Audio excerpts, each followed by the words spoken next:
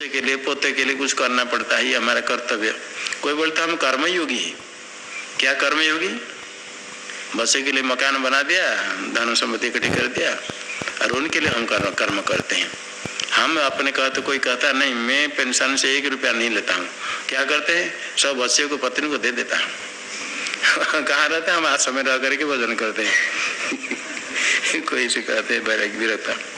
कर्मयोगी कहते हैं, ये कर्म करने वाले को कर्मयोगी नहीं कहते, इसमें कर्मयोग आएगा। शास्त्र भी तो कर्म करने पर कर्मयोग है, ईश्वर अर्पण करके। और अपने परिवार पालन करना कर्म तो बिल्ली भी बंदर भी करते हैं, इसको कर्मयोग नहीं कहते हैं। इसलिए कहते जिनके लिए परिवार के लिए थोड़ा करना चाहिए, इसके लिए अर्जुन कहता है ये सामर्थ्य कांक्षितं नो राज्यं भोगा सुखानि च त इमेव स्थिता युद्धे प्राणास्त्यक्त्वा धनानि च।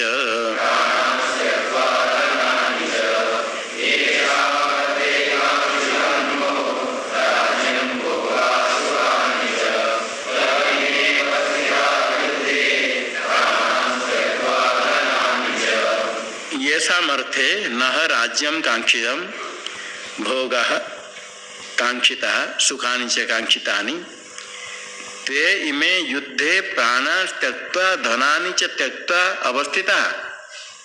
हम जिसके लिए राज्य चाहते हैं, भोग चाहते हैं, सुख चाहते हैं, ये तो सब सामने खड़े हैं, प्राण धन सब छोड़ करके मरने के लिए तैयार है। हम जीत करके राज्य फिर किसको देंगे, किसके लिए? यही सब खड़े हैं। केवल अपने पति पुत्र को, पुत्र आदि सब भी खड़े हैं, केवल पत्नी के धन कमा करके मर जाए और वो यही के लिए। जिनके लिए हम चाहते, राज्य चाहते हैं, भोग चाहते, सुख चाहते, सब दोनों तरफ अभी खड़े हैं। प्राण धन को छोड़ करके प्राण के आसन नहीं, मरने के लिए तैयार है। धन को लेने के लिए आसन नहीं, मरने के लिए तैयार है। जो धन प्राण की आशा को छोड़ करके युद्ध में खड़े, हम किसके लिए फिर राज्य भोग सुख चाहते हैं, चाहेंगे? इसलिए हमारे लिए जरूरत नहीं। इसीलिए मैं ना तो विजय चाहता हूँ, ना तो राज्य चाहता हूँ, ना तो सुख चाहता हूँ। इससे क्या फल मिलेगा? यहाँ व्यास जी अर्जुन विषाद योग दिखाते हुए वैराग्य सूचित करते हैं। वैराग्य यहाँ मूत्र फल भोग विराग, इस लोक में अहिक फल वैराग्य हो चाहिए और परलोक वैराग्य चाहिए। इस लोक में धन पुत्र सुख सम्मान ये फल, ये सब पुण्य कर्म के फल होते हैं। पुण्य कर्म जो करता है उसको फल प्राप्त होता है इस लोक में, सुख रूप फल। और इस लोक में दुख मिलता है, ये पाप कर्म का फल। चाहते सब लोग पुण्य कर्म का फल सुख मिले, किंतु जितने प्रारब्ध में है इतने ही मिलेगा। कोई नहीं चाहता दुख भोगने के लिए, किंतु प्रारब्ध कर्म में है, जितने पाप कर्म फल भोगना है भोगना ही पड़ेगा। ये कर्म फल अवश्य ही भोगना पड़ता है। यह लोक में जो फल है अहिक फल, तद विषय का वैराग्य साधकों को निर्णय करना चाहिए। इस लोक में बहुत सुख मिल जाए तो क्या हो जाएगा? बहुत जन्म में सुख भोग करके आए, फिर वही करके जाएंगे तो ये मनुष्य जीवन व्यर्थ हो जाएगा। इस लोक में जो फल है, ये फल से क्या हो जाएगा? जो इस लोक में फल भोगना है वो निश्चित है, उसके लिए चिंता नहीं करनी चाहिए। जितने मिलना है ठीक है। पुण्य से फलम इच्छन्ति पुण्यम नेच्छन्ति मानवाः, न पाप फलम इच्छन्ति पापम कुर्वन्ति यत्नतः। पुण्य कर्म के फल चाहते हैं, सुख सम्मान बंधु पुत्र आदि धन संपत्ति सब कुछ मिले, पूजा आदि, किंतु पुण्य कर्म नहीं करना चाहते। पाप कर्म फल कोई नहीं चाहता है, दुख निंदा कटुवचन कोई सुनना नहीं चाहता है, किंतु निरंतर प्रयत्न करके पाप कर्म ही करते हैं। फल कौन भोग करेगा? भोगना ही पड़ेगा। तो यदि विचार करे, साधक निश्चय करे इसी जन्म में जो कर्म फल भोगना है तो भोगना ही पड़ेगा, उसकी चिंता छोड़ करके परमात्मा चिंतन करे।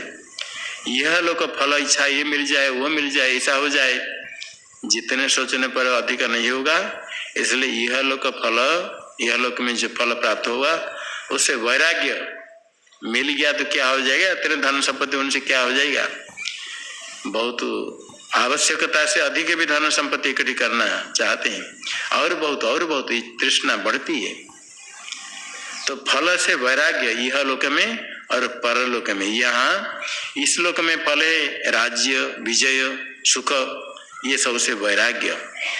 आगे आमुष्मिक पारलोक वैराग्य आगे दिखाएंगे। यह लोक में परलोक में भी, इस लोक में और परलोक में जो फल सुख मिलता है उससे वैराग्य होना चाहिए, तभी ब्रह्म विद्या की प्राप्ति होती है। परमात्मा प्राप्ति की इच्छा है, ज्ञान प्राप्ति की इच्छा है, तो इस लोक में सुख मिले ये चिंतन छोड़ देना। सोचने से कोई मिल जाएगा वो भी नहीं सोचने से नहीं मिलेगा ये भी बात नहीं। जितने प्रारब्ध में इतने मिलेगा उस चिंतन छोड़ करके परमात्मा चिंतन करे, ये वैराग्य है।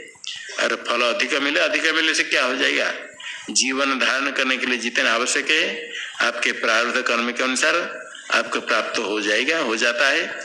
इसका चिंतन छोड़े, यही का फल विराग यह लोक में। ये विवेक होने से फिर वैराग्य होता है। जो वैराग्य विवेक के बिना होता है उसका फिर विचार विवेक करे तो वैराग्य दृढ़ होता है। श्मशान वैराग्य कहते, कभी कुछ घटना हो ही कोई मर गया तुरंत बहुत वैराग्य हो जाता है, किंतु कुछ समय के लिए आगे फिर नहीं रहता है। उसी समय थोड़ा विवेचना करे, सत्संग करे तो विवेक से वैराग्य दृढ़ होता है। वैराग्य सब के मन में कभी कभी आता है, उसके बाद जो सत्संग करके विवेक के द्वारा उसको दृढ़ कराए तब तो वैराग्य रहता है। नहीं तो बहुत विरोध तभी उनके वैराग्य ठंडा हो जाता है, फिर कहां से कहां चल जाते हैं। तो यह लोक और परलोक वैराग्य आगे कहेंगे। आचार्य पितर पुत्र तथैव च पितामह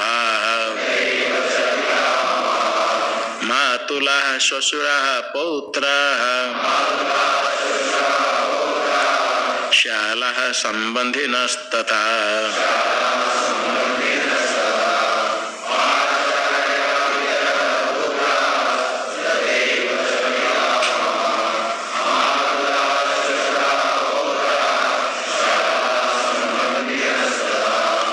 पूर्व श्लोक में कहा तेय में अवस्थित युद्धे, जिनके लिए राज्य हम चाहते, भोग चाहते, सुख चाहते, वो सब सामने धन प्राण आशा छोड़ कर खड़े हैं।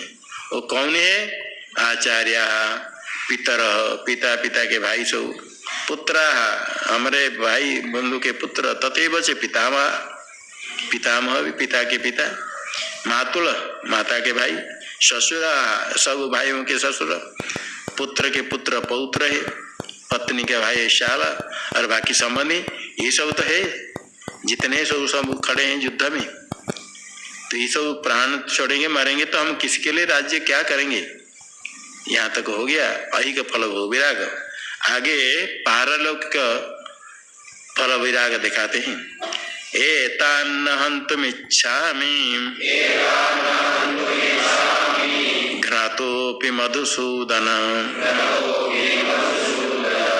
अपि त्रैलोक्य राज्यस्य हेतुः किं मही कृते।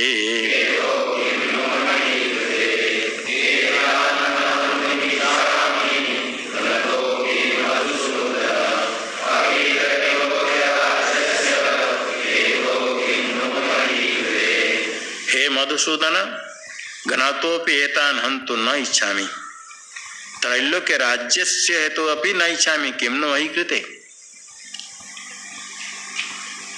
घ्नातोऽपि एतान् हन्तुं न इच्छामि, अपि त्रैलोक्य राज्यस्य हेतु अपि, घृतोपि मैं मारा जाऊं, मुझे मारे तो भी एतान हंतु न इच्छामि, इनको मैं मारना नहीं चाहता हूं।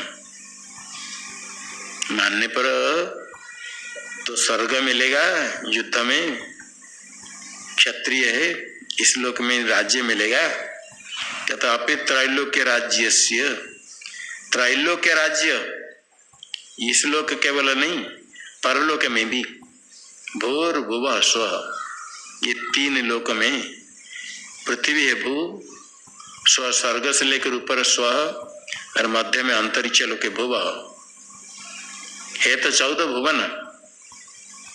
तो यहाँ भू कह देने से पृथ्वी के नीचे पाताल, अतल वितल सुतल तलातल रसातल पाताल, महातल पाताल, अतल वितल सुतल तलातल रसातल महातल पाताल, 7 है, ये सब आ जाएंगे।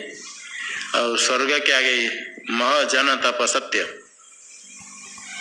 ये आ जाएगी 4, और स्वर्ग 5, अब बीच में भू हो गया और अंतरिक्ष, ये तीनों में आता है। भूर्भुवः स्व कह दिया, भू कहेंगे तो पाताल विश्व में आ गया, भुव अंतरिक्ष है, स्व कहेंगे तो स्वर्ग से लेकर स्वर्ग मह जन तप सत्य 5 आ जाएंगे, सब 3 लोक में आ गए।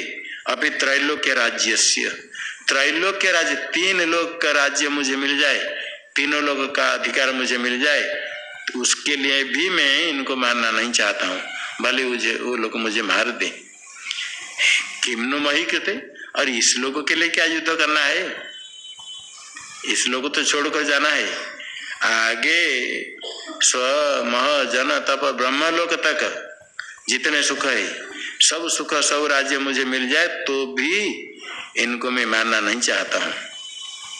और ये सारा इसी लोग पृथ्वी के लिए क्या कहना, कितने जीवित रहना है, थोड़े समय है, इसलिए अधिकारी हमेशा सोचे आयु कितने दिन निश्चय नहीं है, मृत्यु किसी समय, मरने का समय किसी को निश्चय नहीं, छोड़कर जाना निश्चित है सबको।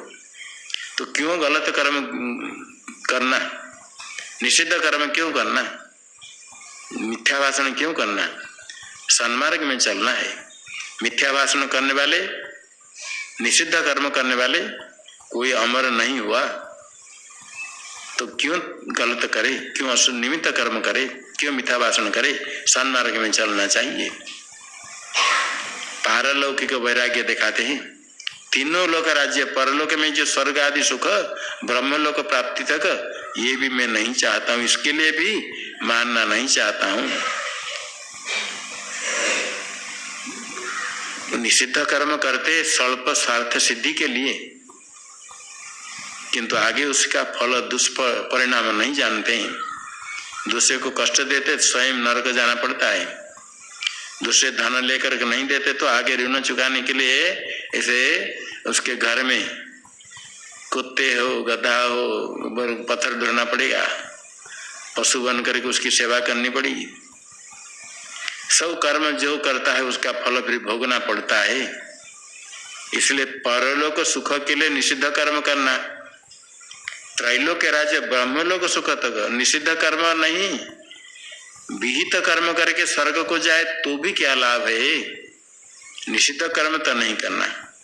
अच्छा, विहित कर्म करके ब्रह्मलोक स्वर्गलोक तो जाए, फिर कर्म फल भोगने के बाद आना पड़ेगा। संचित कर्म आपके बहुत जन्म के कर्म बहुत बाकी है, स्वर्ग फल भोगने के बाद नीचे आना पड़ेगा, तो क्या जन्म मिलेगा निश्चित नहीं, किसके हाथ पर नहीं है। इसलिए ये स्वर्ग लोक आदि सुख इस लोक में हो, परलोक सुख नहीं चाहिए, केवल एक परमात्मा की प्राप्ति, ब्रह्म ज्ञान, ये परमात्मा का दर्शन ही ज्ञान है, प्राप्ति है, इसी के लिए ही मनुष्य जन्म मिला, यही चाहिए। ऐसा जब निश्चय होता है साधक को, तो वह अधिकारी है, वेदांत श्रवण करने से उसका फल उसको अवश्य प्राप्त होता है। तरंग जैसे वासना के तरंग है, समुद्र में जैसे तरंग है, अंतःकरण में अनादिकाल से वासना है, इसे तरंग जैसे वासना से वो आती बीच में मन में, किंतु विचार करके हटाना चाहिए, इसे क्या मिलेगा मुझे, इसके पहले कितने जन्म में सब भोग हो गया, ये नहीं चाहिए। ऐसे बार बार निश्चय करे तो वैराग्य बढ़ता है। यह लोक में परलोक फल भोग वैराग्य ये चाहिए, अधिकार है। ये भी पारलौकिक वैराग्य दिखाने के लिए इस श्लोक में व्यास जी कहते हैं, निहत्य धार्तराष्ट्रान् का प्रीति स्यात् जनार्दन पापमेवाश्रयेदस्मान् हत्वैता नाततायिनः।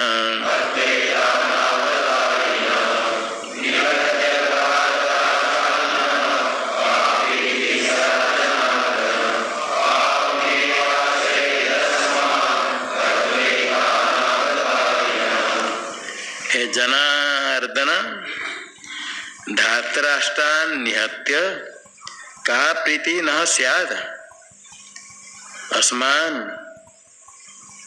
आततायिनः हत्वा पापमेव आश्रयेत्। ये धृतराष्ट्र के पुत्र धार्तराष्ट्र दुर्योधन आदि, उनको मार करके हमको क्या सुख मिलेगा? हे तो भाई है, क्रोधावश तो कोई कुछ कर्म करता है, शत्रु जिसको सोचता भी है, मर जाने पर थोड़े कोई खुश हो जाते हैं, किंतु दुखी भी होते हैं। कोई व्यक्ति कुकर्म करने वाला कुकर्म करता है, कुकर्म करने के लिए तैयार था, प्रमाणित हो जाता है, तो भी कभी सोचते हैं चला मर गया क्या, दया शोचनीय है। कोई साधु बना, कभी साधना भजन नहीं कर पाया, गलत ढंग से रुपया इकट्ठी किया, हिंसा करने के लिए तैयार हुआ, स्वयं खत्म हो गया, तो उसके प्रति दया आती है, व्यर्थ हुआ बेचारा। इसी प्रकार इनको मार करके हमको क्या सुख मिलेगा? जो हत्या करते हैं दूसरे को, विचार नहीं कर पाते हैं, मार देने से क्या मिलेगा तुमको, क्या हो जाएगा? किसी को कटु वचन कह दिया, कष्ट दे दिया, मिला क्या? अपने को क्या मिल गया? सुख क्या मिलेगा इनको मार करके? कहा प्रीति स्यात्,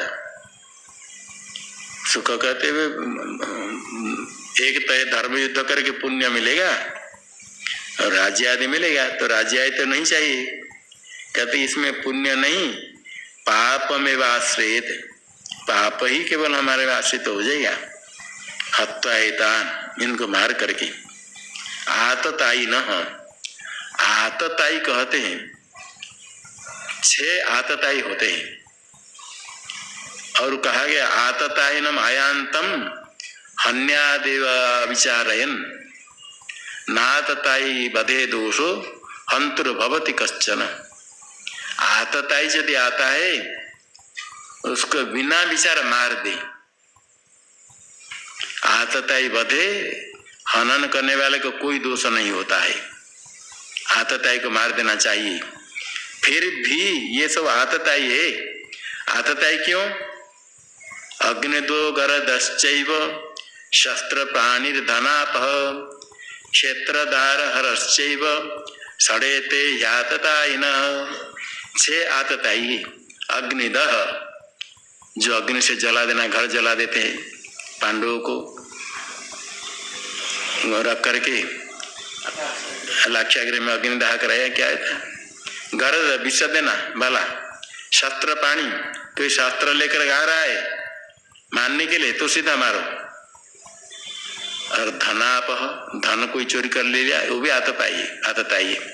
क्षेत्र, अपने क्षेत्र को कोई ले जाता है, ले गया, लेना चाहता है, वो भी आतताई है। इसलिए कोई जमीन छोड़ना नहीं चाहता है, कोई यदि लेना चाहता है तो वो आतताई है। और दार हर, दार पत्नी का हरण कोई कर लेता है दूसरे भी, तो आतताई है। ये 6 आतताई। ये कौरव में ये 100 प्रकार दोष था, ये आतताई है। आतताई को मार देना चाहिए, ऐसा शास्त्र है। फिर भी सैव पापिष्ठतमो यह कुर्यात कुलनाशनम, यह कुलनाशनम कुर्यात, वो पापिष्ठतम 100 से बड़ा पापी है। ये भी धर्मशास्त्र में है।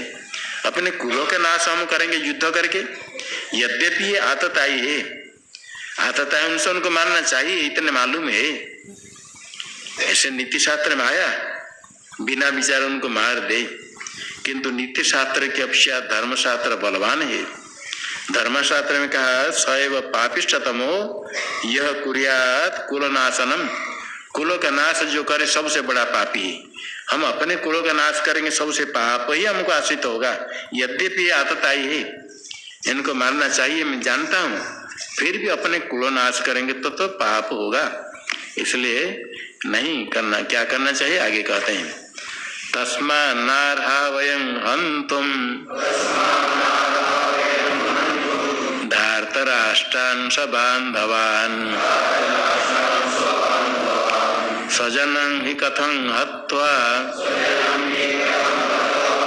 सुखिनः स्याम माधव।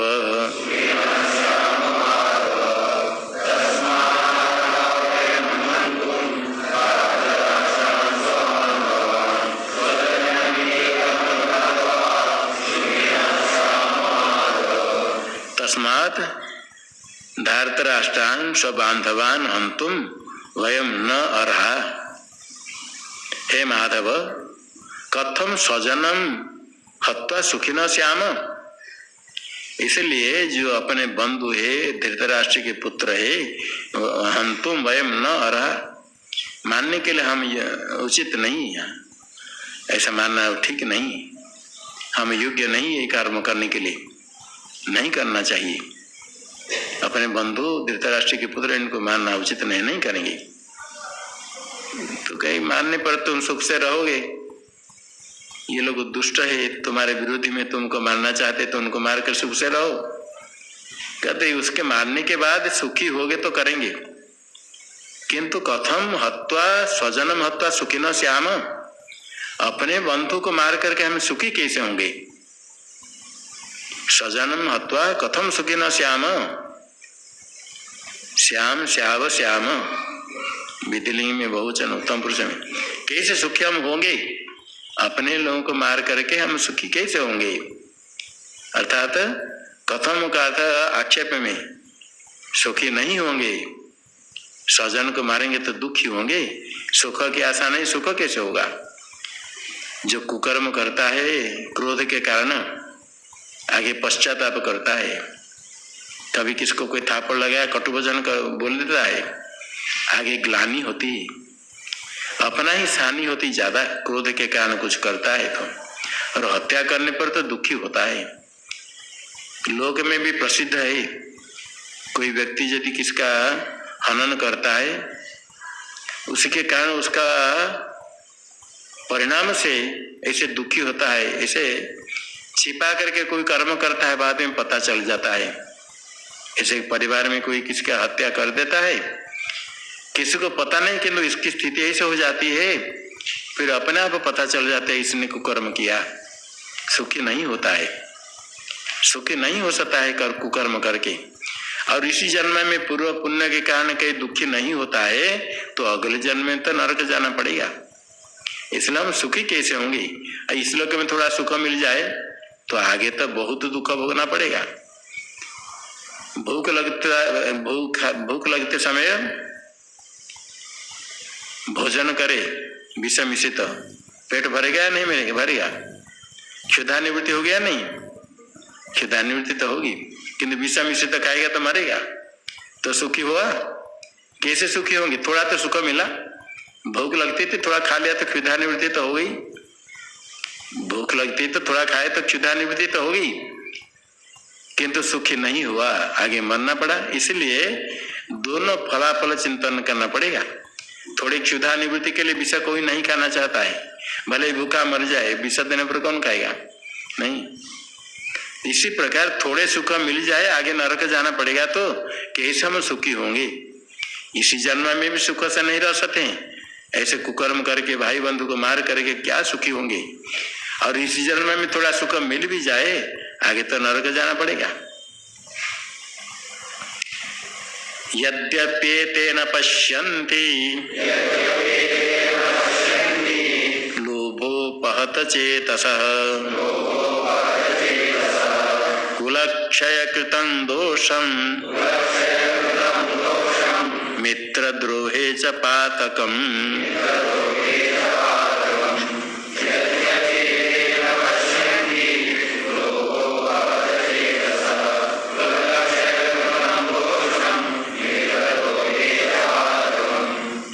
यद्यपि एते लोभोपहत चेतसः कुलक्षय कृतं दोषम मित्रद्रोहे च पातकम न पश्यन्ति।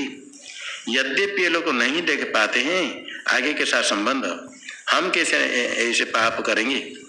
यद्यपि ये नहीं देखते हैं, क्या नहीं देखते हैं? कुलक्षय कृतं दोषम, कुलनाश करने से जो दोष होता है, पापिष्ठतम कहा गया जो कुलनाश करता है। कुलक्षय से जो दोष होता है, कुलक्षय न कृतम, कुलक्षय कृतम दोषम न पश्यन्ति, कुल के नाश करने पर जो दोष पाप होता है ये नहीं देख पाते हैं। क्यों नहीं देख पाते हैं? लोभोपहत चेतसः, लोभेन उपहतम लोभोपहतम, लोभेन उपहतानि लोभोपहतानि, लोभोपहतानि चेतांसि येषाम, जिनका चित्त लोभ से उपहत, लोभ से ग्रस्त है। ये लोभ है कि इतने दोष है, काम क्रोध लोभ, ये तो नरक का द्वार कहा गया। क्रोध लोभ से उपहत ग्रस्त हो गया चित्त, तो दिखता नहीं है आगे क्या हानि। काम क्रोध लोभ से जो युक्त हो जाता है आगे कुछ नहीं दिखता है, कहता है जो होगा होगा, हम तो मारेंगे उसको। कभी क्रोध इतने हो जाता है दूसरे को मारने के जाता है, इतने बले 4-5 होते उसको छुड़ाना चाहते हैं, सबको हटा कर सबको धक्का लगे, नहीं उसको तो मार देंगे।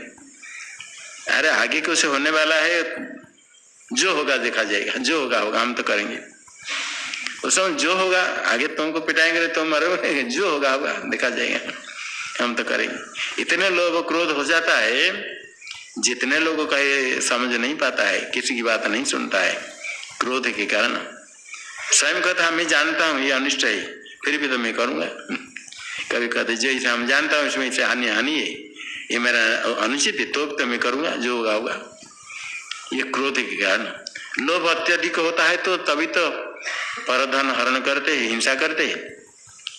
तो लोभ उपहत चेत होने से कुलक्षय कृतम दोषम मित्र द्रोहे च पातकम न पश्यन्ति, मित्र द्रोह करने पर जो पाप होता है इसको भी नहीं देखते, नहीं समझ पाते हैं। अभी समझ रहे, यद्यपि लोभ के कारण ये लोग नहीं देखते हैं, हम कैसे इसे कर्म करेंगे, पाप से निवृत्त क्यों नहीं हुए। ये लोभ उपहत चेत, यहाँ व्यास जी दिखा रहे हैं अर्जुन में निर्लोभता, लोभ नहीं, ये लोभ उपहत चेत ये लोग है। कुलक्षय करने पर दोष क्या होता है, मित्र द्रोह करने पर पाप होता है, इनको दिखता नहीं, ये लोग नहीं देख पाते हैं। किंतु हम निर्लोभ है, हमको दिखता है स्पष्ट। कुलक्षय करने पर बड़े पापी होता है, मित्र द्रोह करने पर पातक होता है। अरे पाप का फल दुख है, नरक जाना पड़ता है, इसलिए ये कर्म कैसे करेंगे। ये लोग यद्यपि नहीं देखते हैं, तो वो लोग नहीं देखते, कोई कहता है तुम क्यों करते, ना वो तो करते इसलिए मैं करता हूँ। वो तो अविवेक से नहीं कर पाते हैं, उनको नरक जाना पड़ेगा। हाँ वो करते हम करेंगे, वो नरक जाए तो तुम क्यों नरक जाना। कोई दूसरे गलत करता है तो हम भी करेंगे, ऐसा नहीं। कुत्ता पैर काट दिया, जो कोई जाकर कुत्ता के पैर को नहीं काटता है, उसने ऐसा क्या है हम ऐसा करेंगे, हमको उसने कष्ट दिया हम उसको करेंगे, नहीं, जरूरत नहीं। कर्म जो करता है उसका फल भोगा, कर्म ही उसको फल देता है। अपने किए हुए कर्म फल वही भोग करेगा। दूसरे कोई दोष करता है तो उसके दोष अपराध से वही दोषी, उस कर्म का फल वही भोग करेगा। तुम्हारा क्या अधिकार है उसको दंड देने के लिए, दंड देने के लिए है, कर्म फल भोगना पड़ता है। इसलिए हमको कुछ करना जरूरत नहीं है, नहीं देखते तो हम क्यों पाप कर्म करेंगे। वो यद्यपि नहीं देखते तो भी हम ऐसा क्यों करेंगे। कथम न ज्ञेयम् अस्माभिः पापादस्मान् निवर्तितुम् कुलक्षय कृतं दोषं प्रपश्यद्भिर्जनार्दन।